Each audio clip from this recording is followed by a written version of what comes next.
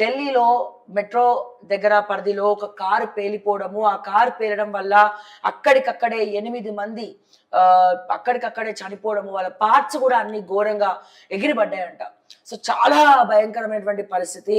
So ఇంతమంది కేంద్ర బలగాల మధ్యలో మీకు తెలుసు ఢిల్లీ అంటే మనకి అక్కడ మిలిటరీ కానీ టాస్క్ ఫోర్స్ మిలిటరీ ఆర్మీ వాళ్ళే ఎక్కువ కనబడతా ఉంటారు. ఎక్కడ చూసినా అడుగడుగునా గన్స్ పట్టుకొని మరి ప్రతి ఆఫీస్ దగ్గర వాళ్ళు ఉంటారు. మరి అటువంటి ఢిల్లీలో ఈ విధ్వంసం మనం చూస్తా ఉన్నాము.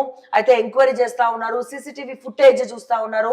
వాళ్ళెవరన్నా అతీత శక్తుల ఉగ్రమూకల, సో ఉగ్రమూకల కారులో కూర్చున్నారా, బాంబు కారులో ఏమైనా పెట్టారా, లేకపోతే ఈ మధ్య మనం చూస్తా ఉన్నాం ఎలక్ట్రిక్ కార్స్ కానీ లేకపోతే ఇంకేమైనా కార్స్ కానీ షార్ట్ సర్క్యూట్ అవ్వడము, పేలడము. సరే ఒకవేళ ఎలక్ట్రిక్ మన ఏమంటారు పేలింది అంటే పోనీ ఎలక్ట్రిక్ కార్ అంటే పేలే అవకాశం ఉందా అనుకుందాం. ఇప్పటి వరకు నాకు తెలిసి ఎలక్ట్రిక్ బైక్స్ పేలడం మనం చూసాం, కానీ ఎలక్ట్రిక్ కార్స్ ఇప్పటి వరకు పేలినట్టు మనకి ఎక్కడ కూడా మనకి కనబడలేదు. ఎందుకంటే చాలా పర్ఫెక్ట్ గా వచ్చిన కార్స్ అన్ని కూడా ఎలక్ట్రిక్ కార్స్, ఈవీ వెహికల్స్ అన్ని కూడా మంచి బ్రాండెడ్ కార్స్ లోనే రావడం జరిగింది. సో ఎక్కువ మాత్రం ఇది ఖచ్చితంగా ఉగ్రవాదుల దాడే ఇది. ఉగ్రవాదులు పెట్టుండొచ్చు బాంబ్ అని చెప్పి చెప్తా ఉన్నారు. చాలా మంది అదే అంచనా వేస్తా ఉన్నారు. బట్ ఇవాళ ఇంకొద్దిసేపట్లో తెలిసే అవకాశం ఉన్నది. మీరు చూడండి, అసలు చాలా బాధాకరమైనటువంటి అంశం ఇది. సో ముగ్గురు ఎక్కడ అంటే అది కూడా ఇంకోటి ఏంటంటే ఎర్రకోట దగ్గర పేలడం అనేది అనేక కారణాలకు అనేక అనుమానాలకు దారితీస్తుంది.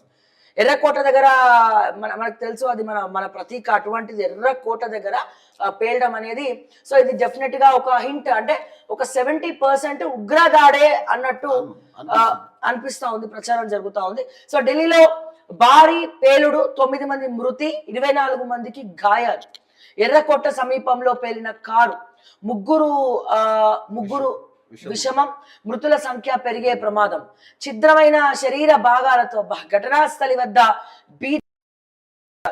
పేలుడు ధాటికి తీవ్రంగా దెబ్బతిన్న పలు వాహనాలు, దుకాణాలు. పేలుడు సమయంలో కారులో ఉన్న ముగ్గురి మృతి. ఘటనపై ప్రధాని నరేంద్ర మోదీ ఆరా.